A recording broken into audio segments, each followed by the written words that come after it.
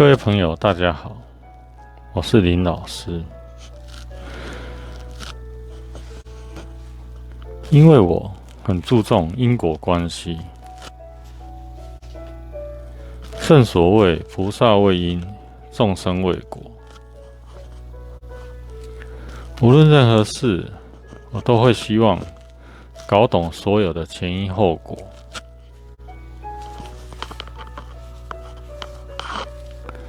我并不希望事情的过程搞得不明不白的，最后也不清不楚的失败收场。每个人的遭遇不同，运气不同，遇到的人、事、物也都不一样，绝对不能一概而论。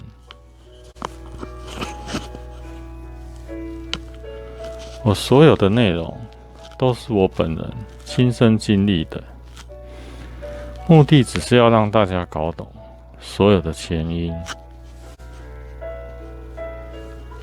我并没有要搞血泪控诉，我只是要说明前因后果。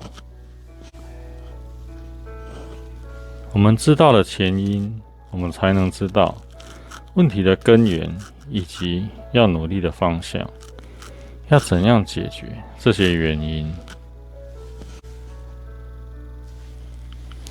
因为有这些前因，所以造就了我日后我的思想的改变，我的行为的改变的结果。第99集，咳嗽的注意事项。以下纯属个人经验，跟大家做分享。第一，喉咙与双肩一定要保持温暖，最好穿高领或者戴围巾。第二，千万不要想用力的咳，把痰咳光光，这样会让喉咙受伤，让伤口往更深处的地方蔓延。3.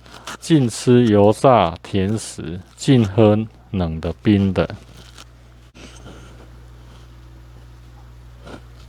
为什么平躺睡觉的时候会咳得更厉害呢？